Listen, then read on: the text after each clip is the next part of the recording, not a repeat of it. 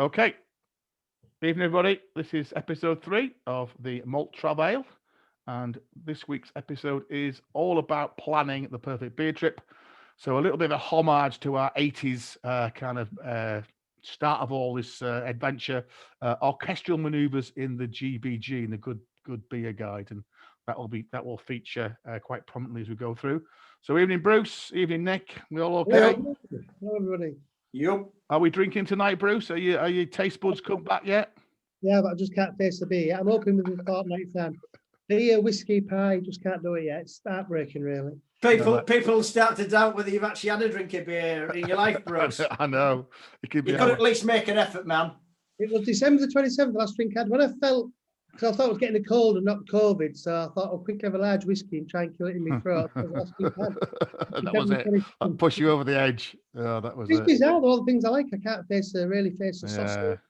It's almost, it's psychological. It's bizarre. But it's really common. You need a beer trip, Bruce. We need to get in a beer trip, and you need to be drinking everything that hasn't been kind of pulled for quite a while. That'll soon get your taste buds back. Sweet and sour and vinegary. What are you on tonight, Nick? Are you drinking tonight? Yeah, I'm on keeping it Yorkshire as always. I'm on the Guzzler tonight. They've rebranded. Sadly, it's not brewed in York anymore because York Brewer as it was doesn't exist anymore. York Brewery obviously was sold to Mitchell's. Mitchell's then went under, so it's now owned by Black Sheep. It's a sad loss. They are looking to find another place to brew in York, but they reckon the landlord where they were on Toff Green wasn't very accommodating, so that's why they closed the site down. Being brewed at Black Sheep at the moment. Briganti's pub was owned by the same landlord, and they demanded a trebling of the rent. So needless to say, they just shut the door immediately. Insane. So are they still brewing at the York site, or is that all just gone now? Is it just back? And the tap room and the tours, they've all gone as well. So is anybody else brewing there, Cuckoo Brewing at York, or is it just completely derelict? Is it just being left as it is? No, they pulled it all out because the landlord wanted too much rent. So they pulled everything out. It's all gone back up to Black Sheep. They have, say, rebranded, but maybe talking about a little bit later on about low ABV beers. This used to be one of my favourite low ABV beers during the week. If you used to go to the Royal Oak at Malton where they used to have it on permanently, it meant you could have 4 pints of this on a Tuesday or Wednesday night rather than 3 pints of something else because it sat a bit lighter. It's not the same in bottles. I did have an opportunity at a trade show to have a word with the brewer, and he said it is slightly different beer that they put in the bottles because it wouldn't keep the same. It wouldn't present the same. So he said, yeah, the Guzzler in bottles is different to what we put in the casks in the kegs. So are they brewing the whole range? So Terry and everything, and what else did they have? They had a dark one, didn't they, as well? Centurion Ghost, that was there. Centurion Ghost was a Ghost. But see, because the pubs were wet, they were barely open last year. Yeah. One of them served food. Got really hit, I guess. Yeah. The last drop, that's turned into a Black Sheep Brewery pop-up shop selling our Black Sheep merchandise now. Closed, obviously. Can you think? I mean, Black Sheep's not I don't know, size of breweries, but I mean, it doesn't always seem to be that big a brewery. And obviously they must churn out, a hell of a lot of their own beer as well. So you wonder kind of how it all fits, really, how they can kind of, juggle doing both sets of breweries. So it's interesting. I think they're just doing 4 lines at the moment with the York Brewery, going on the merchandise here. Because when I saw the new label here, I picked this one up in Asda, went online and I saw they were just advertising 4 different labels, all of the same sort of design, a bit brighter, a bit bolder, less traditional, should we say? I don't mind it, actually. I think sometimes, breweries just rebrand for the sake of it and lose their identity. You get used to being able to spot through a window of a pub what they've got and neither say yeah, no.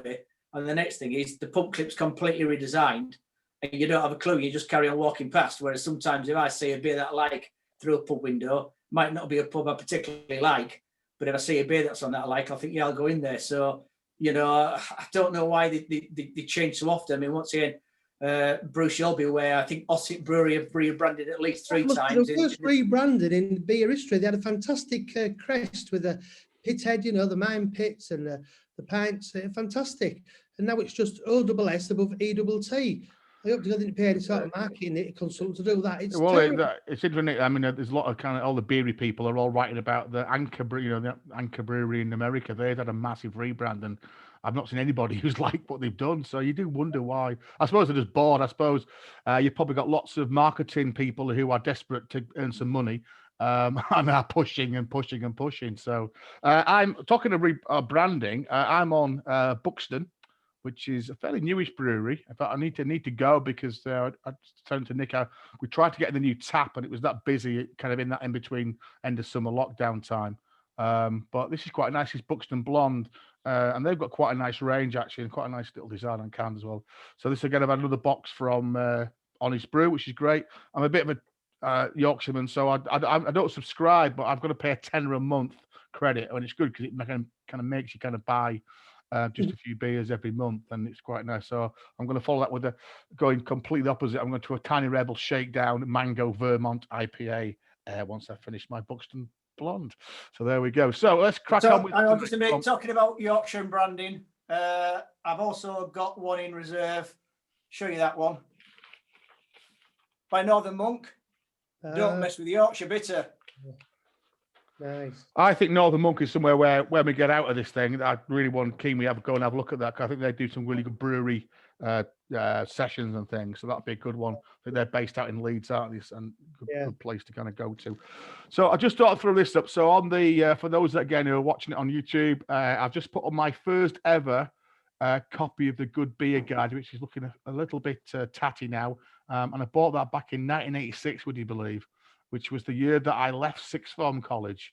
I was well of age because I'd spent a bit longer getting my O-levels and A-levels and most of the people. So I think I was probably nearly 20 when I first bought that. But that, Bruce, is probably some of our first trips. I think I'm looking at some of my kind of very, very young notes written in that book. And then I've also got the newest edition on 21, which comes out, doesn't it? It can't be out that long. It only comes out kind of just the turn of the year. I've not actually looked at. I've not been in the shop, so I've not seen it. And I must admit, I tend to use the online version now. And then I've just put a number 5 there because there are 5 pubs which apparently have been in every Good Beer Guide. I know Canberra's 50 this year. I think the GBG is as old as that, but I think, Bruce, was it about 70? Well, you said it was at 76 when it first started, or something like that. Yeah, I believe it was, So there's been 5 pubs that have been in every copy up until 2021. And I think I've been to one of the 5. I don't know whether you guys can guess at what's in there. Is one of them the Old Cheshire Cheese? No. No. That's Any clues, Nick? Must be there. I've been in one with you, Nick, a couple of times. And if I say that, probably Angus was the guy that kind of introduced you to it. It might give you a bit. Philharmonic? No, that's not been in. Okay. And it's been in the news quite recently as well, this pub in Liverpool. You're in the right city. Oh, well, as I say, you've got to be on Liverpool, then, hasn't it? So the one that we've been Roscoe to is the Roscoe Head. Roscoe, It's actually just down the road from it's on that same street as the Philharmonic, across from the bombed out church. In fact, there's actually 3 or 4 really good pubs down that. I think me and Nick, we spent a few times. There's that what's that weird one? Fly in the Bread, which is quite a big bar, but they had some good beers on in there as well. And the Roscoe's just tucked down a little street. I like it, at the end of it, you can see the Catholic Cathedral at the end of it, which is lovely. And again, there was a bit of a dispute earlier on, I think, just before Christmas, and it looked like it was going to close. But again, lots of camera officials and people got together, and locals, and managed to save it. And the landlady, I understand, has been able to buy out the lease, and so again, she's been able to go freehold. And so hopefully it will last. I think, Nick, last time we were in, again, I've put a picture on there on that front loungy bit on the right hand side. And I remember me and you sat in that little table there, remember rightly? Yeah. And a really little bar, remember, like that. I'm just looking, you probably can't see there, but there's some cracking meal deals. 2 meals for £7. Some what is fried chips and peas? Cumberland chips and peas, sausage chips and peas, eggs chips and peas. Don't forget peas with egg, do you? These burger veggie burger and chips, yes. I've always enjoyed going there. I have been in there a couple of times when there were some interesting people, shall we say, which kind of we were in 2 minds whether to go in. And I think those bars outside the kind of door give it a little bit away. But actually, that bit of Liverpool now is it's banging the student kind of I mean, Liverpool's just gone student mad, a bit like York. It doesn't really feel like a pub, though, does it? It does feel like you're sat in somebody's living room or somebody's parlour, or it hasn't got much of a, I don't know. Oh, 74, I've got it written here. 74 was the first good beer game. So the other pubs were the Star Tavern in Belgravia, which I may have been to that one. That's obviously in London. The Buckingham Arms, which is in Petty France in London. A Square and Compass in Dorset, and the Queen's Head, which is in Newton, Cambridgeshire. So again, those are the 5 pubs that have been. It's quite a good record, that, isn't it? Since 1974, been in every episode of the Good Beer Guide, which is interesting. So, any Beery highlights over the week, guys? And we just said it's a bit hard, didn't it, to have Beery highlights? When Bruce is not drinking any beer, so he can't do Beery highlights. And Nick, you say that you've not been drinking much this week. Not during the week, no. No, it's all up to me then. So my Beery highlights were I had a tasting night with Beartown Brewery from Congleton, done down the road from me, which is fantastic, and I'll come back onto that in a minute. And I've also signed up for the Camera Winter Festival. Unfortunately, when I looked the only box available, they do this deal where you can buy a tasting box, which weren't cheap. They're about 50 quid. But the only one that was left was cider and perry, and I just couldn't face drinking 20 odd bottles of cider and perry. So actually, they're doing a £5, which is, I think, is quite good value. So for the whole of the kind of, the festival, whatever it is, 3 days, £5 gets you access to all the Zoom talks, conference discussions, tasting, etc. So that might be fun to kind of go and do that. Yeah, it's been a bit of bad planning that on behalf of Camera, though, isn't it? I mean, not to have enough beer when they're supposed to be, supporting every little brewer that's out there. Yeah, I think it's just the logistics. Obviously, people ordering, then you've got to pack all those boxes up and get them sent out. And, as far as I know, Camera, for most of them, is a voluntary organisation. Yeah, but you're saying at 50 quid, there are companies and organisations out there who'll take that on board for you. Yeah, but anyway. You can. And then the other one, I've been listening to one or two of the podcasts, and I've been listening today to something called Rhythm and Brew, which is quite an interesting little concept. I think these guys have been around quite a while. 2 guys who they pair beer with music, because they reckon that, if you listen to that kind of music, they talk about kind of bass tones bringing out the maltiness a little bit more, and the top tones bringing out the sweetness, and the exponential feel. So where does that beer take you? So it's quite interesting. If you've not heard it, it's quite... The very umpire music. Yeah, it's quite interesting.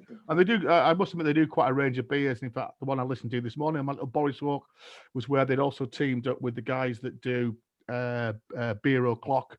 And they're 3 guys from down Essex way, 2 guys, sorry, from down Essex way, and they just open some cans and talk about it, which is again a great idea for a podcast. But they come up with a lot of stuff as well. Okay, beer news. So we just kind of put this in really, because over the last couple of weeks on these podcasts, we have just taken just a couple of minutes just to kind of look at what's going on. And obviously, I guess we are all Camera members, so we've had our latest edition of What's Brewing and the Beer Magazine this last week or so, and that's usually a good thing. But there has been a couple of news stories that have hit the nationals as well. So we've got 4 stories, perhaps just have a quick chat before we get into the meat of the podcast. We've been mentioning a little bit about the Garden Gate in Hunslet. So I think Nick's going to bring us up to date on that. The bit that hit every paper, in fact, I've got the Financial Times cutting there, was that Marston's Brewery in Burton actually rejected a £700 million offer from an American private equity group. So we'll have a chat about that. The big news in Camera is that they informed us this week by email that What's Brewing, which is their monthly paper, is going to go online and join the 21st century. And it seems to have got a lot of older members at Camera a little bit upset, and they're all kind of ripping up their Wetherspoon vouchers, etc. I mean, I like the print edition. It won't be the same. Yeah. And then I've also put down Triannuary there as well, just that obviously this was a little bit of a thing to try and help pubs. And I don't think it's a Camera thing per se. I think it's actually a couple of guys that set this up a few years ago now. The idea is try different beers. And I understand that it's been expanded now to cover the lockdown period, which again may well be going on for a while in terms of pubs and bars and things.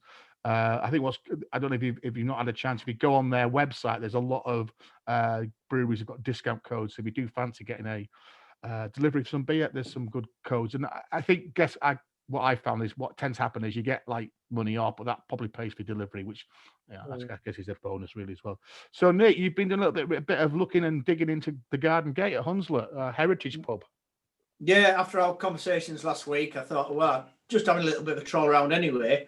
It seems to have dropped off the radar, and a bit concerned that it would appear to be permanently closed again. No. Discovered, in fact, that Leeds Brewery don't actually run any of their pubs anymore. They've handed them over to Cameron's, so Cameron's are managing all Leeds Brewery pubs. So they have 7 listed on their website, but the Garden Gate isn't amongst them. Looked at Garden Gate's website, which is gardengateleeds.co.uk. That web domain is actually up for sale at the moment. Last TripAdvisor reviews are going back to, I think, 2019. They were inspected for their environmental ticket in December 2019. But after then, I can't find anything. Even on Leeds Camera's own site, they list 5 heritage pubs in Leeds, 4 of which, including the pubs that we talked about last week, Delphi and Whitelocks, they all have little link buttons where you click on and it goes to their website. Now, the link button for the Garden Gate is not coloured in. So Leeds Camera are aware that it's not open, it's not operating, but they haven't actually put anything on the website as to what may have happened to it. It is a Grade 2 starred building, so hopefully it can't be knocked down and a supermarket built there, because obviously Grade 2 star is second only to a Grade 1. Grade 1, I think there's only the Philharmonic in Liverpool that we keep mentioning has Grade 1 status as far as the pub is concerned. So in terms of it being protected, I don't think there's a lot of worry there. But I think it's, as we were saying last week or the week before, ultimately, because it's in the middle of nowhere, even when Leeds Brewery had it, I think they were probably keeping it going as a loss leader. And unfortunately, in the present economic climate, businesses, places, pubs can't afford to do that. Interesting to say, finding out that from people going to from the football and rugby as well. I think that was where they got the biggest influxes of cash from. So I suppose that's not been going on, has it? Which won't help. Hopefully, it's just mothball, because you would think, God, there'd be an outcry if that. I would have thought. You say it's one of the. I'm just looking now. Camera do list it as one of the kind of key pubs in the kind of English heritage thing. So yeah, it's I guess one to keep an eye on, really, isn't it? Crowdfunding for that, wouldn't you? Absolutely. Yeah. Do you want to pick up the Marston story then as well, Nick? I know you've done a little bit of research into this one. Yeah. So. Platinum Equity, the American financiers, had put in an offer that was categorically rejected by Marston's. Interesting to note, though, this was the 3rd offer that they've made. The original offer, I think, was for about 86 pence a share. Next offer was for 95. They'd offered £1.05 this time. Marston's had turned around and said it completely undervalues our firm. But if anybody is looking to dabble in stocks and shares, it looks like Platinum are pretty much after Marston's for whatever reason. Might be worth buying a few shares. Also interesting to discover when I was looking up that in fact Marston's, after 200 years of brewing, in August passed all their brewing over to Carlsberg. They'd formed a partnership with Carlsberg middle of last year, and as I say, they've now decided to hand all the brewing over to Carlsberg. So no more brewing by Marston's, and they are just concentrating solely on managing running their pubs. So interesting that some brewers have decided that pubs are more important than beer, and vice versa. Some that beer is more important than pubs. Yeah, £7 million for 1,400 pubs does seems a cheeky offer, doesn't it? It has to be. Although I read that Marston's themselves valued themselves about 650 million, so it's interesting kind of where that figure is. And again, I think remember just before Christmas they actually took over all the Brains pubs. SA Brains were heading to financial problems, and Marston's actually bought out or took on their 156 Brains pubs as well. But I will say that in our local press in the Midlands here, they've just cut 2,150 jobs. So I think Bruce's colleagues in the DWP in Burton and area will be probably very busy. So, and that's a fifth of their workforce apparently, which I guess most of that will have been based in pubs and distribution. So I guess another COVID thing. I think we mentioned the what's brewing thing. I say, I think Bruce likes it. I'm not that keen. I prefer the magazine. And I won't miss the paper copy. Mine tends to go on the fire, I would say. Likes the fire. And we've mentioned triannuary. I just thought we'd just talk a little bit about Burton. Obviously, Burton's been a place that certainly I think we've all been on a little bit of a trip to Burton at some point, and certainly one of our early trips, Bruce. I remember me and you going to Burton. Obviously, it's just down the line from me in Staffordshire. By the river there. Yeah, and obviously has a massive part in the whole history of brewing, and the bass symbol, which I've got on the screen there. You know, the what is it? The oldest trademark in the world to ensure that you were drinking. There's Nick with the glass there as well, which is again, way beyond its time, I think. And obviously they had the Burton Union system. I think we talked about last week about the water, about it's like sulfuric in water in Burton, which is very soft and is great for making beers. And obviously all the IPA story, although I understand that Burton never called it IPA. That's just kind of what got labeled with that Burton Pale Ale that went across and I guess fueled the empire, didn't it? And it was those ships taking the beer abroad, which shook the beer up and conditioned it. And also, of course, the other hidden story is also the Brass Brewery and their link with the Russian development of Russia as a kind of superpower. In that, again, it was their stouts that were shipped to the Baltic. And so, and I remember, I don't know, that I've got a picture there when you go in the brewery museum, and I must admit, I probably need to go back there at some point, because I remember we had almost a day there, Bruce. It's a fantastic museum, and it's got everything, and they've got that scale model of what the town used to be like, and it had its, Bass had its own railway system. It was phenomenal, the amount of kind of pubs. I think at one point they were brewing something like a third of every beer in the world was brewed in Burton, which is fantastic. Obviously, the big guys kind of started to move in the 80s and 90s, Coors and Inbrew and Anheuser-Busch, and you've now got those massive, great cooler things. I've got in a picture there, those lager coolers there. Burton Bridge Brewery, which kind of was in the middle of all of that, and a little bit of a kind of oasis.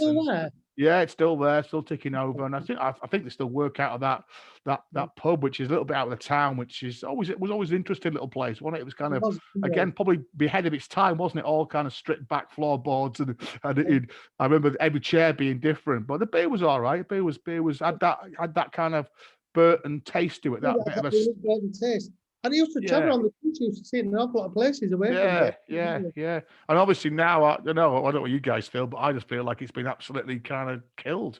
All the brew now is they just brew.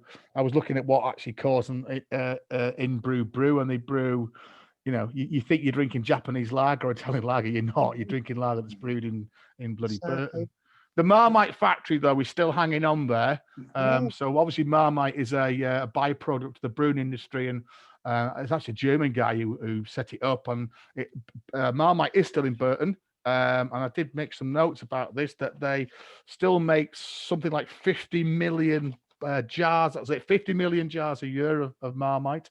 Although it's now owned by Unilever, and again, a little bit of a threat because they've just moved they had their HQ in the UK, and they've moved now to Netherlands. They've changed their mind. Stayed in the UK. Fantastic! And did you know there's a Marmite museum in Burton, which I didn't know that. So I think that's the next thing. We go to Burton and we go to the Brewing Museum and we go to the Marmite Museum. And I didn't know this. Every batch of Marmite is slightly different, because it all depends on what's been brewed that last week or so, and when they tip all the whatever yeast out. Essentially, it's a live product, isn't it? Yeah. And so they say every batch is slightly different, although it's fairly consistent, 97%. There's a little subtle difference. And apparently there are connoisseurs of Marmite who know that that's a different batch, and probably said, oh, that was the Peroni last week that they were brewing, as opposed to the, I don't know, Carlsberg Premier, wherever it is. You should never eat Marmite before you go to bed either, because it'll keep you awake.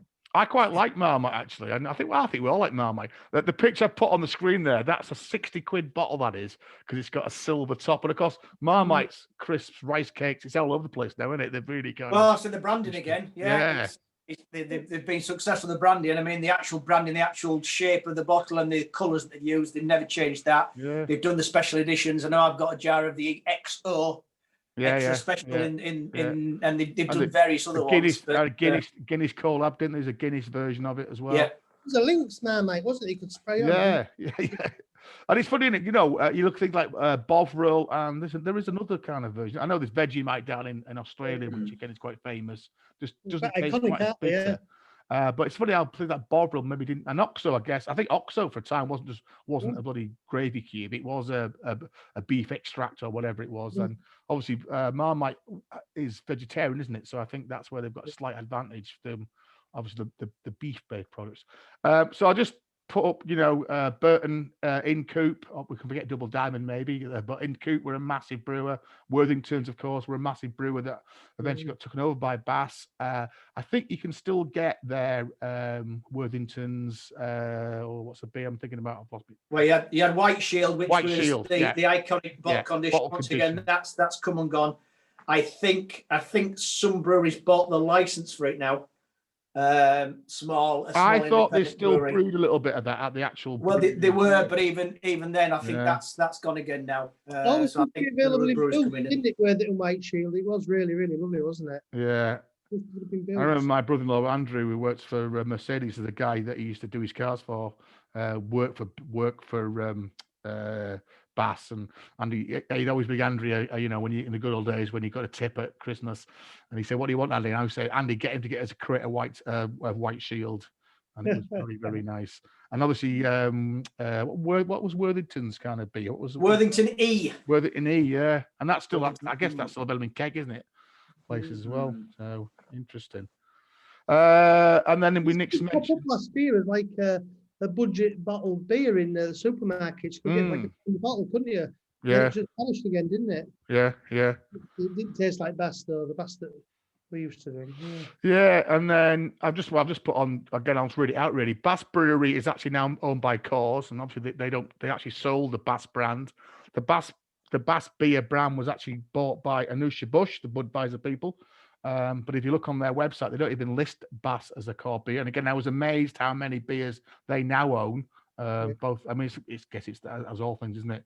Bass was being cuckoo brewed at Marston's, which is a little bit of a, I guess there was some very old Bass people turning in their graves that their rivals Marston's were brewing it. But I think most Bass you can see now is actually brewed in Lancashire, just outside Blackburn or St. Louis. And again, I did a bit of reading in this, and apparently when Coors bought Bass out, they wanted to they felt Bass was too old-fashioned. It was an old man's drink. And it was just the time that they just also bought Caffrey's.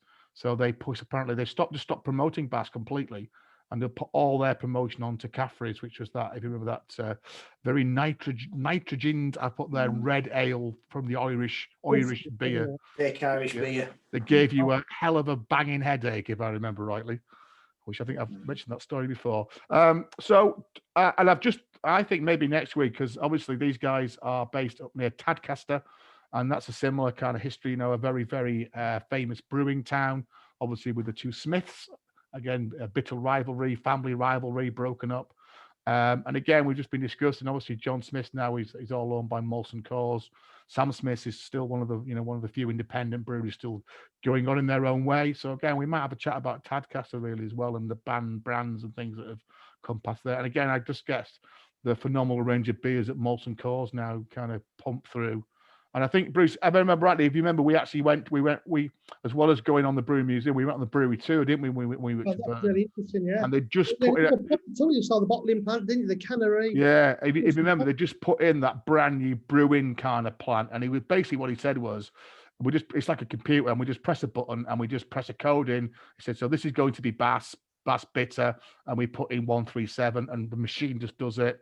And after an hour, it kicks all that out. It kind of cleans itself, and then I tap in something else, and that's lager, whatever lager we're going to brew next. And it's just 24/7. The machine just does one brew, then we reprogram it, does another brew, and it was kind of just like robots making beer, wasn't it? And very few human hands went anywhere near that beer. It was just, I just remember. I think one of the most disappointing experiences you'll ever go in your life is to visit a large brewery, though, because I remember. As a kid, I was a child, I was 17. I went on the first brewery I went to was Sam Smith's. In those days, they actually let people go around because we had a working men's club where I worked, of course, a Brightsea Working Men's Club, and they would pay for you to go. stop at Pub of the Way, then you visit the brewery. They have a fantastic cellar bar downstairs where you get the pick of the beers. Then there was a buffet in the pub out. But I truthfully believe that we'd be kind of walking through floors and there'd be like rivers of fast flowing ale. You'd be able to pick up a tank and just fill it full of ale, and then it'd be like another. I think you'd be watching the bloody Wonka chocolate factory. I remember. That was one of the biggest disappointments I've seen. These great vessels, I should know better, of course, but yeah, they have the Yorkshire Squares, don't they? The unique way of brewing. They have the Yorkshire Squares, which are basically big open swimming pools. I think lined in copper or slate. I remember going to the Thigstons brewery and seeing theirs there, and there was a guy that was loitering back, and he had one of those little 35mm camera film cases. And I said to my other half, then I said, "Hang on," I said, "This bloke's on with something here," and I think he was trying to acquire some of the yeast. So I deliberately loitered back as well and kept an eye on him. He never got his opportunity. But I just remember seeing the open, because they reckon now health and safety and hygiene, whilst there are still a few breweries using the Yorkshire Squares, they've got to be very, very keen and very, very persuasive when environmental health come down, because I said these things are basically completely open, not to the elements, but within the room. Nothing's covered over. But it is a sight to behold, to see all that beery foam going on an expanse of like a mini lake of beer.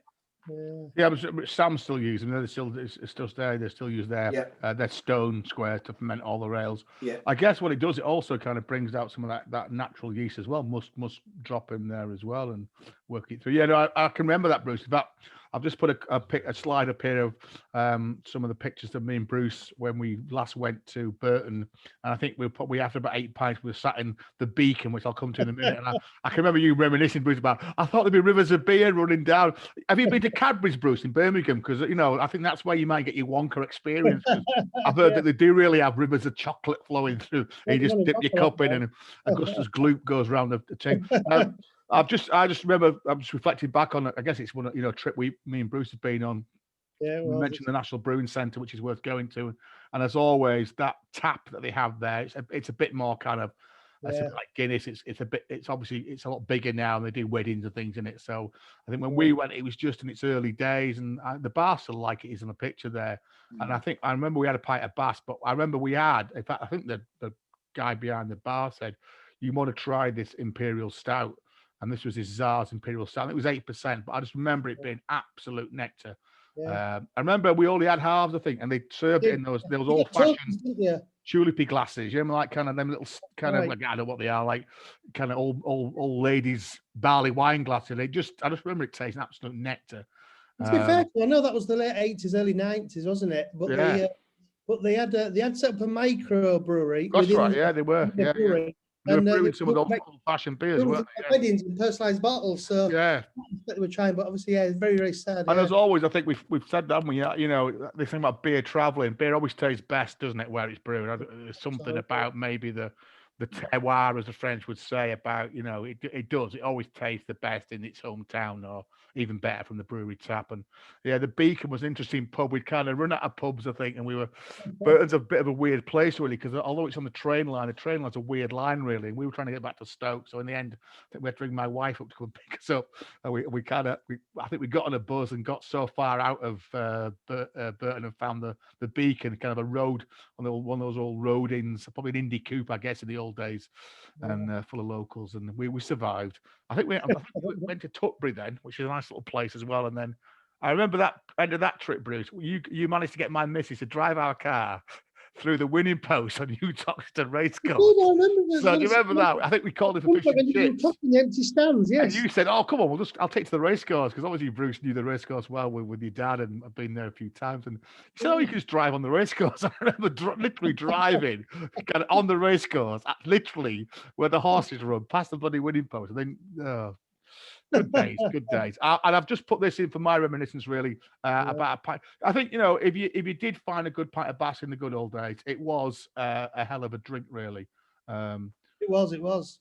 And this is one of my, when I was at university in Loughborough for 4 years, and I guess one thing for me was beer was quite flat in the Midlands compared to obviously it was in Yorkshire, where we had our sparklers and our returning Swan necks. Swan necks, yeah. But there was a place called the Cap and Stocking in Kegworth, and I think we might get onto cycle beer trips in the future. Certainly, me and Bruce did a few of those in our early days, and I used to cycle to Kegworth. It's probably about, I don't know, 7-8 miles from Loughborough. You could actually go down the river there. And this is a little backstreet boozer, and this is where they still serve Bass in barrels. There were no pumps in this pub. They brought it up, and it was lovely and cold, and it was in those Staffordshire, jugs, which I put a picture on there. And I just remember it being, again, absolutely flat as a fart, but certainly when you bike for 7 miles, just tasted like bloody nectar. And in the end, I managed to get probably 7 or 8 of us from universities to kind of make a trip out there, and it was like a bit of a homage. And really good. I think you reckon, Bruce, there was maybe a couple of spots round your way that you still serve beer in jugs. Well, the last one the last one I know in Yorkshire was the pub at Langdale End, near Statendale and Scarborough. That was the last one around. I need to serve it in jugs. Yeah. I reckon that was fantastic. I never got to, forget the name of it now. I reckon that's fantastic. But as we open now, we'll have to check that out. Yeah. But the last time I was ever in a pub or served beer in a jug was at the Brunswick Tavern near Derby Railway. I think we got there on the way to see you at university. So that's 30 years ago. Oh, no doubt. I think I first went to Brunswick. I remember, in fact, it's when I went to my interview at Loughborough back in, again, probably 86, when I bought a good beer guide. And it was snowing. I don't know when the interview, I guess it was somewhere in December time.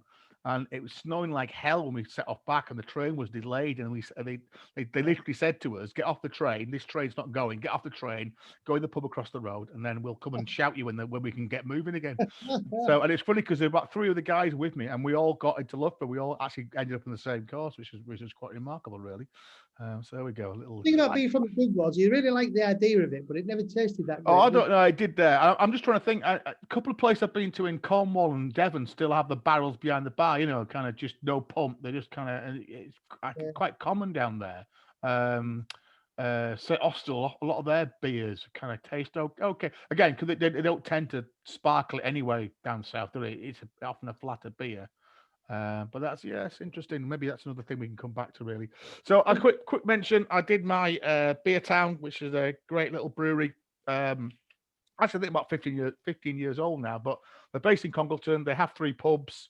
They are doing quite well. I think they said that lockdown had been quite kind to them.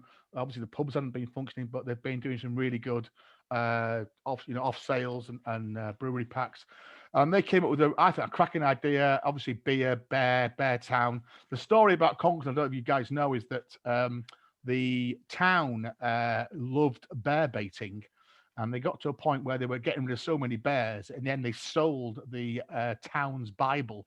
So in the good old days, each town had a very impressive Bible, all in whatever gold leaf, and they flogged it to buy a bear, and so they became infamous as this, god whatever folk to buy a bloody bear to be tied to a post and let dogs on it, so they take their Bear Town, and there's a big bear theme across the town anyway, but all their beers have a bear link, really. So they did a great idea that it was kind of pub in a box kind of idea. You got 11 of their beers in a box with a nice glass. You also got some hops and some malt in there as well. You got a tasting list, and then they also said, "And we'll do a Zoom tasting on Friday night." So it was 25 quid. It was great for me because they even delivered it straight to my door for free in one of their lovely liveried vans. And so it was a merry Friday night, sampling some quite nice beers, quite a range, really. And I mentioned these guys. It was obvious. There was 85 people. They actually sold. Where's my list here? They'd sold a remarkable list. For a small brewery in kind of Staffordshire, they'd sold 170 of those boxes. Wow. And one had gone to Japan, Denmark. They said Denmark, Japan, Belgium. Phenomenal, really, isn't it? And 85 people were on this Zoom call. last Friday night with 3 guys from the brewery who were based in one of their pubs in Congleton. They kind of set up in there and took us through. But it was obvious most people have not been drinking that much for quite a while. So by about the 5th beer, both the guys doing the talk and most of the people watching were fairly pissed, shall we say. And you could tell that from the comments and things. And in the end, at the end, they kind of turned the cameras around. And I was amazed how many people I was very envious. These people have bars, in their garden sheds and in their cellars. And it was like, Nick, really? He's got his bar in his cellar. But, they had the full kit and they're all sat there. So it was a good night, really. They do some quite interesting beer. That S'mores one I've put on the screen there. The S'mores one, that is a chocolate and marshmallow milk stout, which was very interesting. And then we finished the evening with a creme brulee, upon there, which is again based on creme brulee, and that was an imperial stout 9%. So that absolutely pushed most people completely over the edge. I really like the Wojciech beer, which is a golden ale. Again, interesting story. Wojciech, you know this, Nick. This was the bear that was in the Polish army in the Second World War. Oh yeah. And actually was quite a famous bear. I know there's a long story to it. He was kind of abandoned, and some particular guys in the regiment picked him up, and he came with them.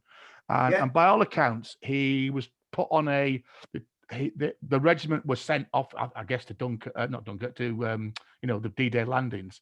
And they refused, the Royal Navy refused. We do not animals on board. Yeah. And in the end, they actually conscripted him, and made him a private, so that he got a rank. He got his rations. He got a kit, and that they couldn't refuse him. And apparently, I think he ended up being a sergeant in the end, by all accounts. They used to put him on guard duty with a wooden stick. And then he was also used for carrying ammunition as well. That's right, carrying ammunition. And I think he ended up in England somewhere. He ended up at Edinburgh Zoo or somewhere, I think, and lived out his quite a ripe old age. So, but that was a really, really nice beer. So, again, if you see any of their Beartown, and I do like their design. I think their design's fantastic. So I would recommend if you get a chance to do one of those tastings. It wasn't quite like being at the pub, but it wasn't a bit. And it was interesting what the guys were saying. They were really honest. Their kit is secondhand. And so, people were asking, why don't you do this? And they said, look, it would be crap. Our kit's not good enough to do a hazy New England IPA or a sour. So our kit's just not good enough. So we stick with kind of what we know, really. They were feeling that they think bouncing will be bounced back from all of this. They think there'll be maybe a narrowing of options. They think that people want now just, make it simple. I want a dark beer, a pale beer, and then one somewhere in between when I go out. They don't think people are going to carry on. I'll have half of that, half of that, half of that, half of that, or a new, that's a new version. They also said that they reckon that now canning has now replaced bottling in virtually every brewery. So canning is now the thing, and those breweries that were a little bit behind the curve have really struggled because trying to get a canning system now, or trying to, I think what a lot of breweries did was buying, they buy a slot, don't they, at a canning place. Yeah. And they were saying it's almost you get mobile canning. Basically, a wagon turns up and it's got the canning plant. But they were saying they're just booked up now for like 3 years. So if you'd got a canning plant, it was good industry. Now, I think if you remember, when we went to Thornbridge, they just extended their canning line, which was good timing, wasn't it? Me and Nick went to a brewery too there, and they were making a big play on that. Well, once again, the thing with cans is cheaper raw material. Yeah. Lighter to transport, and is that thought now that beer actually keeps better in the can because it's completely blacked out. There's no light affecting it, whereas in a bottle, beer can be affected by light. Yeah, and the point they made, 330 milliliter. 5 years ago, nobody drank little cans of beer, did they? No. It was barley wine and some obscure stuff. It was all those big Mackison.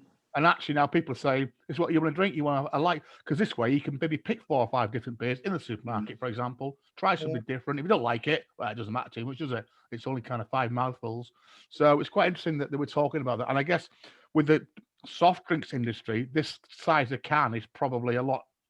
There's millions and billions of them out there. So I guess it's easier than having those big cans. So that was quite interesting. So that was a good Friday night. Right, let's get down then to... Well, before you move on from Congleton, he talked about Wozniak the Bear. Oh, yeah. Another military piece of trivia. As far as I'm aware, if I can remember, Congleton has more VC winners. The town has produced more VC winners than any other town or city in the country. I think they have 3 lads who came from Congleton, different wars, won VCs, First and Second World War.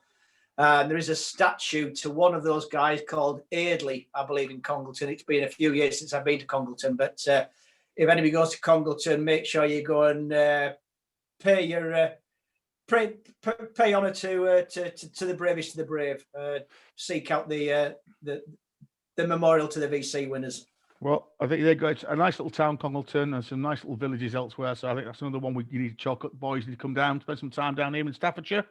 And I'll take you around Congleton's pubs, and I said there's quite nice, some nice ones. I said Wetherspoons is quite nice in Congleton as well, you know, for Wetherspoons. Okay, so we're on to let's get back to the nitty-gritty planning our trip. So we said this week we're going to focus on kind of the logistics, kind of getting it all planned, getting it all ready. We've talked a little bit about this over the last couple of episodes, but we're going to look at kind of when and where. So how do you decide when and where you're going? Kind of how do you do your research? Transport and travel, the important bit. How do you get there? We've mentioned, as you've probably heard, food several times, and I've got a few little reminders of us that we've done in our own thing. We've talked about this schedule before, really, this kind of, and that sometimes, I don't know, I guess it slows down. I always feel that we tend to slow down these trips, don't we? And often we maybe have got a list of 8 or 9 pubs, and actually we end up doing about 5 or 6 and said, you know what, let's stop here. It's quite nice here. And we've done that a few times. And then the final pint, we mentioned that again, you know, where do you end up? Where do you kind of finish? So logistics, I've got here when? Saturday, midweek, or a Sunday? It's all about pros and cons, really, isn't it? Saturday, you've got that Saturday feeling. Everywhere's open because increasing now. I mean, even here in York, with all our trade, amazing how many pubs are opening until 4 or 5 o'clock on a weekday evening. You know, Monday through Thursday. The pubs on Bishy Road, the great pubs have got great reputations. It's not worth his while opening the day, you know. So it's really quite sad. So if you run the risk of going on a midweek day, there's a big chance some of the pubs are going to be closed. And we've fallen foul of this before, haven't we, Nick Rayleigh? Our last trip to Sheffield, Bruce, remember we stopped off in Rotherham? We did, yeah. Ooh, yeah. Not that there was a lot of option, but there was a bridge in that is just outside the railway station. It was a case of time. I think the first thing to consider is your start point, but your start point is actually your destination. And we've always aimed to get as far as we can for about midday. And then from that point, things start to work backwards. But obviously, going to Sheffield from York, it was only just less than an hour on the train. We knew we'd be getting to Sheffield sort of mid-morning time. So you thought, we'll stop off in Rotherham, get the first pint in the Bridge Inn, which is it's an old mill pub in. It's the old mill from Snaith. Yeah, the pubs tend to be quite good, and it got a decent write-up. And we got out the station, and it was closed. And we thought, is it just close to lunchtime? So we went for a walk around the. To be fair, Rotherham looked closed, really, didn't it? and that was an eye-opener, and Eddie back, and it was still closed. So we realised actually that there was no chance of it opening at all. So on the tram to Sheffield we went. So that was the last time I can think that we had a bit of a disappointment, really. By the same token, there is a great feeling about if you go midweek, it does feel as though, you know, quite special because you're missing the day off work. Yeah, I felt that, and I on a market day, somewhere like that. I can remember one point. I think I remember one again fairly early trip where I guess it must have been Saltaire. Where's Fanny's Ale House place? Saltaire. And I think we only went in there because all the other pubs on our list was shut. And it was fairly new, and that was the only place that was open. And I think that was Twixmas. It was between Christmas and New Year, I think. And it was about the only place that was open on whatever the 28th of December. Well, no, the problem with Saltaire was up until about 15 years ago, there weren't any pubs because obviously it's a tight as salt. I always thought he was a teetotaler, and I thought it were ironic that they named the new bar at Leeds Bradford Airport after him, but in fact he wasn't. He liked to drink, but he didn't want any of his workers drinking. So when Saltaire was created, there was no pubs. And I say right the way up to really the 1980s, there was nowhere that was licensed premises. Yeah. And then I think you had a sort of a pub stroke restaurant open, and then Fanny's Ale House, I remember, opened in the old police station. There are a few more pubs there now, but there weren't any buildings that were appropriate for, you know, for pub use at that time. So we probably end up in Fanny's because it was the only place that was actually licensed. It's a cracking pub on a winter, though, isn't it? Yeah. And I think I think a lot of the pubs that we probably want to go in are very much, again, often independent, and therefore it's a landlord. The Mac before it closes down. Excuse me. All right. It's often it's a landlord and landlady's decision if they want to open up or not. And if it's a horrible wet day in December, do you know what? Good on them. Sometimes they don't, but that doesn't help us often. Go kind of when we get in there as well. Yeah, it's interesting that, isn't it? I live on a Cadbury's estate that was set up by obviously the Cadbury company, and they were again teetotal. I think Roundtree's were the Quakers, same. The chocolate Quakers. Yeah. Again, we haven't got a pub on our estate because it's stipulated in our deeds and things that you can't do that, which is interesting. So I think the midweek one, I probably would say maybe our preferred. Saturdays we mentioned last week are okay, and things are open. But as we said, if you venture into city centres and places like York, etc., then Saturday gets a bit rowdy. You often get people on the door staff. Often, it's a slightly different vibe. And Sunday, I can't think we've probably had a couple of short little trips on a Sunday, and I guess a Sunday when you've got no work on a Monday. But flat, doesn't it? If you're not going to otherwise, it feels a bit flat, doesn't it? And I guess we can still remember, can't we, when Sunday public transport hours, as well. Public transport can be a problem. But also Sunday hours. I mean, when we were drinking in the 80s and 90s, Sunday hours were quite strict, weren't they? You basically open for 3 hours on a Sunday lunchtime, and then that was it, shut. And then again, early close on a Sunday night, and it's not that far ago. I always think, I was talking about the sound, I always think we always seem to be going in the winter. Most of our trips are always kind of in the kind of dark months. I don't know whether that's because we're away on holiday and stuff in the summer, but it just feels like most of our trips have been when it's been fairly cold. The lit and it's all so much atmospheric, isn't it? Yeah. Pubs at its best on a dark, cold winter's night with lit fires, preferably dim lighting. That's the way to get the full experience, isn't it, really? I guess for us, Bruce, we can also, that's maybe we get in the future and talk about things like cycling. I'm certainly when in the summer we've had a few cycle little trips out on me, whether that's, like you said, going to Westow or Kirkham, we mentioned. Everyone's going out to the Greats at Apton and the Golden Lion a bit further on at Greats Bar, is it? Remember, and I think we've been as far as Kirby and Huntley Hall. And had a drink there. So, I think that was maybe the summer. And that's quite a few of the camera local areas. They have those. And the York one's quite popular. They go on the bike trails, whatever they are, bike things. Yeah. Friday night 5, yeah. I think in terms of the day Nick's mentioned, I think we've talked about this. Yeah, the plan was always to kind of settle fairly early, get to your furthest point, and then work backwards and try and get there for, again, in the good old days, it was 11 o'clock, wasn't it? I mean, these days with spoons, I guess, you could have a breakfast and a pint at 8:30 in the morning. Although I don't think we've actually ever done that. I can't think of, maybe in an airport, I can't remember having a pint with a breakfast, although there are lots of people that do. I remember taking my missus when spoons first started doing breakfast. Well, probably 10 years ago now. I remember I think we were Christmas shopping. So we'll go and get breakfast in spoons. I mean, what went in there? And there were two guys at the bar, and it was about 8:30. We'd gone early. We were going to get there before shops opened. And they were on. By the time my breakfast was ordered, they were on their second pint at 8:30 on a Saturday morning.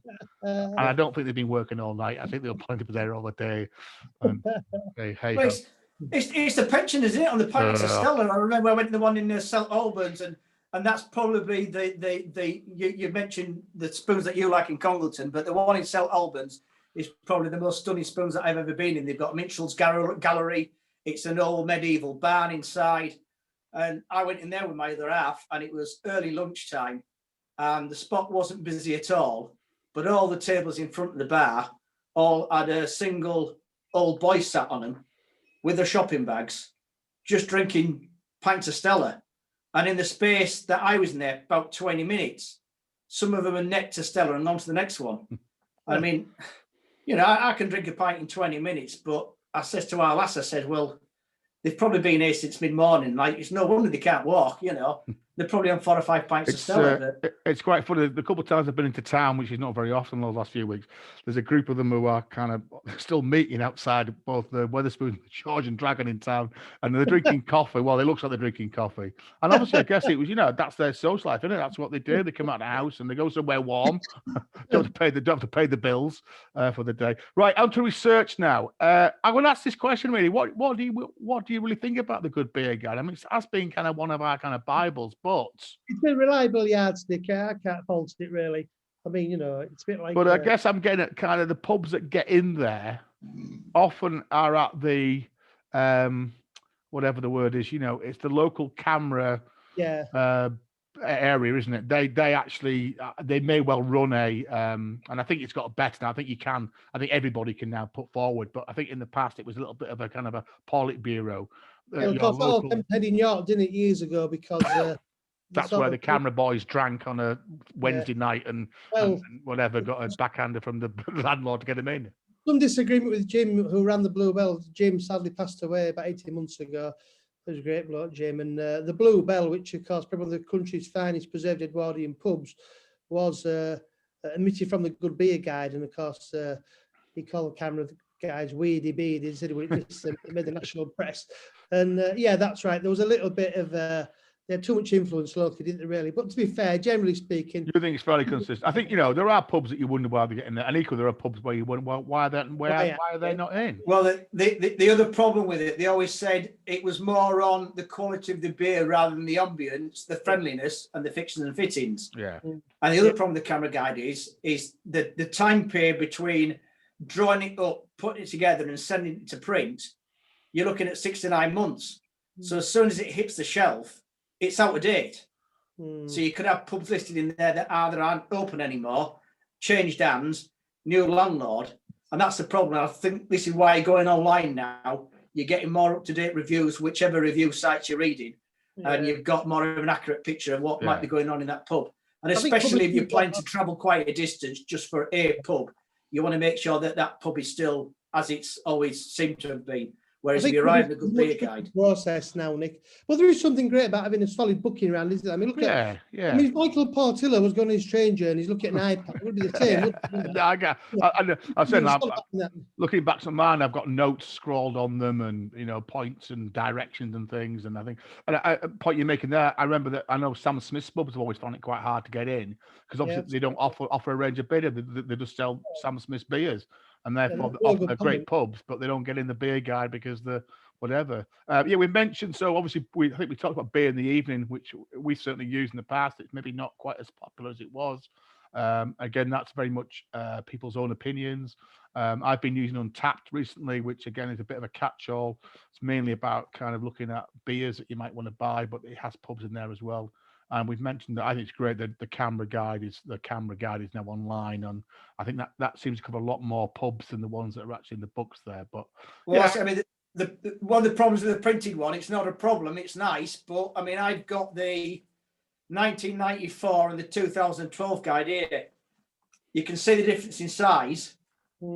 So if you sat at home reading, that's fine because you're getting more for your money. But to carry something like that around now, it's too big. That is 900 odd pages. That was 400 pages, and I understand the latest one is even more. Yeah, it just gets too big, gets too heavy to lug around with you for the sake of on a particular beer trip. You're only looking at a section maybe like that. So, and of course, in terms of comprehensiveness, probably a victim of their own success, which is why online it's a lot more practical. And it also gives you a list of breweries as well. It's not just pubs, it also gives you the list of breweries as well, doesn't it? Which is it's a good beer guide. That's kind of what it is. And actually, I'm not, again, to be honest, I haven't bought one for a while, but the ones I have got, there are also some good reading, and there are other articles that, again, people like Roger Protz and people write, don't they? Which I think is quite useful as well, really.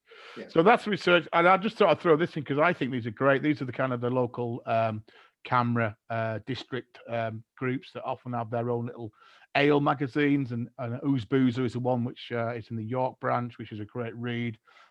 Down me, it's the Potter's Bar, which again is very similar actually to Ooze Boozer in its style, and really good read. And it was always great picking these up in those pubs and reading. Oh yeah, and then excellent. Maybe just dipping in and saying, "Oh, there's a really good pub here down the road." And good reading on the way home. These are written by pub lovers, aren't they? They're by people and everyone's singing off the same hymn sheet. Yeah, they are great. And they all seem to have their own little kind of subtle differences, though. A bit of regional, a bit local, bit there as well. So that was a great reading. Again, the hours that people voluntarily put into those is fantastic, and it's free of charge, isn't it? It's free. I know they have to put advertising in there as well. I guess it's a good thing for the landlords and landladies to kind of put their pub in there, but they're always a really good resource, and I guess take them away and plan next time, which is always a good little thing to do as well, isn't it, to work it through? Yeah, absolutely. So, we're on to transport. We've mentioned our love of trains because we always seem to spend most of our trips kind of on train, and we've mentioned our love of the Sprinter train, which I think is long gone now, isn't it? Always about to be long gone. Pacer. The Pacers. As long as they were more than one carriage, because that meant they should have a toilet on board, because that was another important thing. The more beer you drink, the further you're travelling, the more you need a loo, which is why your train is always more favourable to a bus, really. It is. Although we've mentioned again some of the problems with stations that don't have any toilets on them, or toilets. There's the weakest bladder. I dare say. I think it's probably me, isn't it? Yeah. Yeah, definitely. Different times on platforms, wait for a train to come and pray the toilet works. Yeah. So I think we've mentioned that we kind of secretly have quite an interest in heritage and history, and I think trains always seem to have that, don't they? I guess they're very much part of our heritage in this country. We're very much the backbone of the Industrial Revolution, etc. Certainly for the northern bit of the country. We've mentioned the steam trains to Haworth, and obviously North York Moors is again local to Nick and Bruce, and Bruce's nephew, who's famously on settled to Carlisle. They have a real we've got the buffet trolley where you can get picture of the Ribblehead Viaduct there, which often is on trips out to Carlisle. You go on that. I've also got a picture of the coastliner buses, which are great for those in northeast. They travel from Leeds, etc. I think there's a Middlesbrough version as well, and there's a Leeds to Whitby and Leeds to Scarborough. And they're quite nice buses, though. They've got nice seats now and USB. Excellent. And in fact, I keep seeing on the back of the bus, because they own all the bus franchises across the north of England, a bit like Northern Rail. It seems you can get a day ticket, and they're suggesting on the back of their buses you can travel from East Coast to West Coast. Yeah. With their bus links, I still need to look into it, but they reckon by getting a day rover, and if you do your own work, you can travel the full width of the country. You could go from Scarborough to York, then you could get the City's app non-stop bus from York to Leeds. From Leeds, you get up to Skipton really easily. And then from Skipton, of course, you can get on the Transdev bus and go right out across to Burnley on the they call it the Preston. You can have an amazing. That's what we should do. Get a Transdev day ticket and see how far we can get in a day. If you can go from Scarborough to Burnley and Colne in a day, you're not really so bad, are you? You're not going to get many pubs though, bro. So maybe a weekender and stop overnight. Yeah. Well, you could be at Spoons at Scarborough at 7:00. Then you get to Malton. No, I don't know. You'd be surprised, Nick. You'd be surprised. And again, I'm looking at that Whitby bus. That Whitby bus is great, but it does go a hell of a long way around through every bloody village to get to Whitby. So that's one of the challenges you've got a little bit. But I think we've got a picture there, Nick. Actually, I think that's just getting a buzz at Robin Hood's Bay on one of our North Yorkshire Moor coast little beer trips. So I think we'd done Whitby. I think we'd call in Robin Hood's Bay. Had two fairly dodgy pints, if I remember rightly, down at the bottom there and at the top. And then we're en route to Scarborough, where we ended up in the Stumble Inn, which we had a good little crack in there, which is nice. Food, we've talked about this already, so I've got some images just to kind of tempt your taste buds or whatever. I've got a picture there of the Bury market, and I think there were actually two black pudding stalls. That's the one that we tend to go to, which is more in the middle, if I remember rightly. And doing those black puddings that you can have hot or cold, fat or lean, state your business. And then slather in mustard or vinegar or whatever, and have Piccalilli. Piccalilli, yeah, condiment.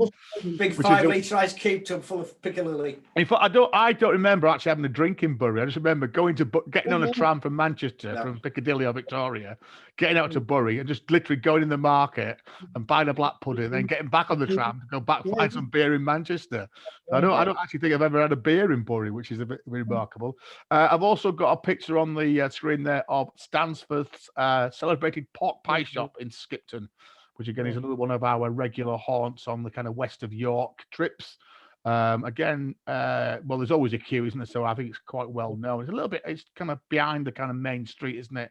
I'm trying to think what the nearest pub is to that one. The Castle's across the road. Castle Cost, yeah, at the top end of the marketplace. Oh, they're all shepherd down the canal. That's the bottom, though. Is that? Oh, that's a bit further down the canal. Yeah. Walk down the canal, go down the steps by the butchers, along the canal.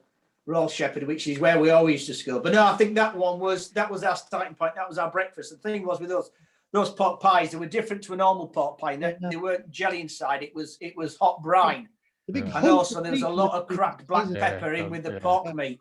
Yeah. So by the time you'd had one or two of those, you were that so thirsty because of the salt brine and the cracked black pepper, you needed a pint.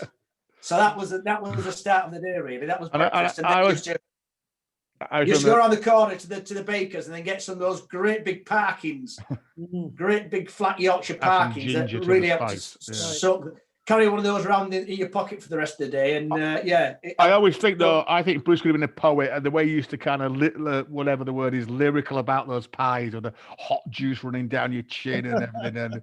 And that was the problem, because they came out hot. So all the jelly, I guess it was running, wasn't it? So if you weren't careful, you'd spend the rest of the day with a great big fatty stain all the way down your front. And I've got You had a special pose to adopt, didn't you? It was a Stanleyford's pot pie pose. You used to stick your chin right out, pie out here, and then you used to drain them off into the canal. I mean, that canal had so much salt in it. There was a shoal of herring under the bridge. You know, it was like being in the seaside. There's that pie shop's next door to a bridge over the canal, and like Nick said, you got the pose, but the brine was that hot that you could be hanging over the bridge, and unfortunately, the scalding hot jelly could fall on the ducks beneath you. You know, the RSPCA were there, in big trouble. Yeah. And then I've also got a picture there of some black or Carlin peas, they call, which I remember rightly we used to buy in the Staley Bridge buffet bar. Hambury Market, yeah. Jump on the train for the next stop, which is probably Huddersfield or Marston. I would probably Marston is next from Staley Bridge, and the Riverside Inn there, what it's called. And then I've also got a picture of Thomas's Bakers of Yorkshire, which Yorkshire folk will know well, Thomas's. And Bruce, I guess, Bruce, you spent a considerable amount of money in Thomas's over the years. Yeah, and we won't talk about your love life when you were kind of starting a young pimple-faced boy. You always seem to fall for ladies behind the counter at Thomas's in Malton. But anyway, and I've just got a few pictures here. Nick, I've got a picture there of you crossing the road in Russup, which is a little village just outside of Whitby. In fact, I think the pub was shut, which is why we ended up in the butcher's. But apparently they're getting award-winning pies in that butcher's, aren't they? Bruce sent us that one, but I actually preferred Botham's in Whitby. You like theirs? Yeah. Then we went to, once again, pork pies, Botham's in Whitby. I preferred Botham's. Talking about, there's actually a really good, I don't know if you guys have been in there, but there's a fantastic new bar across the road from Botham's, which is called the Abbey and Arch, which used to be an antique shop, but is now being converted into one of these kind of micro bars. And I've got to say, we had a really, really couple of. Again, it was in that lockdown post period where you kind of had to. October, wasn't it? Yeah. But it was really, I really enjoyed it. Some really nice beer in there. Really good landlord who were really chatty. Lots of dogs, which I don't always kind of get on too much with. I've got a picture there of the miners' breakfast, which Wetherspoons do in some northern pubs, which is their take on Eggs Benedict, which is the normal muffins and poached eggs, but with black pudding. And that is in the Electric Wizard in Morpeth, which is quite a nice little Wetherspoons, again, tucked away. One of those that was a cinema, a bit like the one in Hexham, Nick. That's a cinema, wasn't it? The one in Hexham. Yeah. Apparently, the Electric Wizard was named after Dr. Wilfrid Brodie, who was a Scottish magician who used to use electricity in his acts, which is quite interesting as well. And then the final picture is of a humongous Ulster fry, which is not technically in a pub, but it's kind of fuel. If you ever go to Belfast, you have, I think Bruce, you put me on this, you have to go to Bright's, which is it's just down the road from that burnt out Primark. If you remember Primark in Belfast burnt down. And there is actually, I found two really good pubs actually just around the corner from there last time I was there. One really old fashioned, God, like you would, very narrow meander went, and then there's also a place called Harry's Bar just around there as well. But that's the Brights of Belfast famous breakfast. And Brights is it's also like an American diner, isn't it? Kind of stuck in Belfast. It's all day though, don't they? They do a fantastic breakfast and well worth the money and good fuel. I think after that I went to Kelly's Cellars and drank some very nice pints of Guinness, and then went to Mass. Pint to travel ratio. We've talked about this before as the kind of schedule that you've got to stick to, really. And I think most of our planning is normally a pint per pub, isn't it? I think that's what we always kind of start with. We sometimes kind of stay for another one.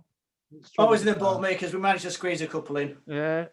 Or maybe sometimes perhaps when you're waiting you've got maybe 15 minutes before the next train goes, the next bus goes, and it's always that question: are we going to sneak a half in or a pint in? You have a quick silly one. And I have a mad one. I've also put a plan B there because I've just got a screenshot there of, I think that's probably at York, where there are lots of trains that are delayed or cancelled, which again we've had a couple of times when you have to start thinking kind of a new route. So that's always really important as well. Of course, in the old days, we didn't have apps on our phones, so there was always that. It was harder, wasn't it? Uncertainty. We're going to get to the train. Would it be there? I suppose now again with all the access to information we've got, that's kind of gone now, hasn't it? Really. And I think I've ever been stranded. I mean, again, like you say, even before you had mobile phones, because we were starting all this. I can't remember anywhere where you're absolutely stranded, where we were thinking. Didn't you get stuck one day? The snow came down quite heavily in Haworth, didn't we? Had to sort of get back. Yeah. You know, I've got some pictures somewhere of us standing on the station there, and it's like you say, it's absolutely flying it down with snow. But anyway, we got back in somewhere. And I remember I mentioned this the week. I remember roaming around Bradford on a bus, trying to find somewhere to drink because everything was stopped because of snow. But I don't think we've ever got completely kind of. No. Lost. I know, Nick, you've fell asleep on the train a few times when you've been on your tour. Yeah. You off a few times and back to Malton. I think got to Scarborough. Thankfully, only in Scarborough, which is the night watchman waking up. And I think a couple of times you've got away with it, but I think you've also actually been stuck in Scarborough, haven't you? And had to ring up and say, "Get a taxi back, 30 quid." Yeah. It's always a bit of a hidden one. I remember expensive end to the beer, like you say, it probably would have been cheaper just to book into a Premier Inn in York for saving a lot of money. I can remember Bruce being, in fact, one of those nights, I remember Bruce being kidnapped by my rugby team. Yeah. We were up from Loughborough playing in the old British Nuclear Fuels Challenge Cup, whatever it used to be in the good old days. We played punch ball in York, and Nick and Bruce had come out. We'd had a fair few beers after the game. And then Nick got on the train and fell asleep. And then Bruce, you were kidnapped by Dino, a big lad from Glossop. And you ended up coming for an extended drinking tour around Loughborough. And God knows how we got you back on the Sunday. I remember you ringing your mum saying, "Mum, I'm in Loughborough. I'll be back for my dinner sometime Sunday," which is always good fun. And then we come to the final pint. And I think in the good old days, we mentioned that we used to end up in Sotheby's, which was in Malton, the Crown Hotel, which was where the Malton Brewery Company was also based. And that used to be our kind of final stagger back after a trip somewhere. And we mentioned that Neil, the landlord, was quite welcoming. He should let us in that state. Obviously now with Bruce living in York, Bruce has got a very nice pub at the end. Well, he's got two nice pubs actually very close to him, but the Fox is literally end of your street, isn't it, Bruce? Which is a cracking pub with a very nice beer garden, which has kept you well over the lockdown period. And heritage pub, and it was the drinking hall of most of the carriages. Well, one of the two biggest carriage works in the country was literally just across the street from us. And in the old days, this place would be teeming with guys from the carriage works on a lunchtime. They weren't really supposed to drink, but they'd have a couple then and go on from that. And then the apprentice brushing the asbestos off themselves. But I was reflecting actually, as we've got older, we often end up kind of having to be picked up by spouses or the halves at some point these days. So we often don't get somewhere. York tap on York Station is the point that me and Bruce normally say adieu to each other now as he heads off home on his bike, and I jump on the train back to Malton. So York tap, it's I know better taps, you know, the company behind the taps, they've once again they've done a fantastic job. I've always really got issues with one in York. I don't know. I think, you know, the building itself doesn't help, but at least it offers real ale, and it means you can literally sit there till 2 minutes before your train arrives. And they have a vast choice of beers. They've got about 18 beers. Yeah, and I think that's the problem sometimes, Bruce. I think they have too many beers on. I've often gone in there and it's not been on the form it should be, simply because they're not pulling enough through. And also, I say the building itself, the toilets never give a nice aroma in there. I know it's the plumbing and stuff like that, and where the toilets are located, rather than being downstairs or upstairs, they're right next to the bar. But as I say, it's good that it's there, but I know of better taps, certainly the Sheffield tap and the one at Harrogate as well, are if anybody is interested in visiting railway station taps, then I would recommend Harrogate and Sheffield before the York one. I was going to say, without being too nerdy, we might do a future podcast on kind of railway and stations and drinks. And like you say, it's often useful. Yeah, because you've been the one in Houston a few times, haven't you, Mike? Yeah, and I think if you've not been which somewhere, is downstairs, subterranean, isn't it? Yeah, and either you want a quick, some of it is, but most of it's upstairs. I think if you want a quick bit, or equally if you want to, if you're going to catch the train somewhere where you can wait without standing on the horrible concourse, or I mean, somewhere like Birmingham or Manchester, Piccadilly, just horrible. So I tend to find there's a nice little pub actually around the back of Piccadilly, which is quite nice as well. Fuller's have got one at King's Cross now. A lot of people still don't know about, and that is immense. That is massive. That's the old parcel depot. So it's off to the side, but it's actually over the station concourse. And say a lot of people I speak to don't even realise it's there. That's a cracking place to sit. That's maybe a future episode. And I think my view is I think the best thing is just ask the staff what's being pulled, what's going out quick today, and I would try that one rather than, like you say, sometimes. I thought, especially when we were there in the early, a lot of the beer hasn't been. And again, we've talked about it before. Maybe that's something else to talk about as well. I suppose the other thing you see, they have a lot of passing trade, so it's not a case of if they're serving beer that's not quite 100%, they're not thinking, this person won't come in here again, because there's a probably good chance that 50% of the trade, they probably won't be going in there again. Okay, so we're going to, I think, just start to come to the end for this podcast. I think we've noticed we've probably hit the hour mark again. Again, if you have been listening to this and if you've enjoyed it, please do. If you can leave us a review somewhere, we're available on Podbean, we're on Apple Podcasts, we're on Google Podcasts, we're on YouTube. Please do share and spread the message. The focus next week, and I think we're flogging ourselves doing every week, but there we go. We listen to these podcasts once a month. We're going to look at some past pilgrimage, and I thought we'd have a look at some of the our kind of probably our best three. And I must admit, I come up with these, but I think the other two might agree with me.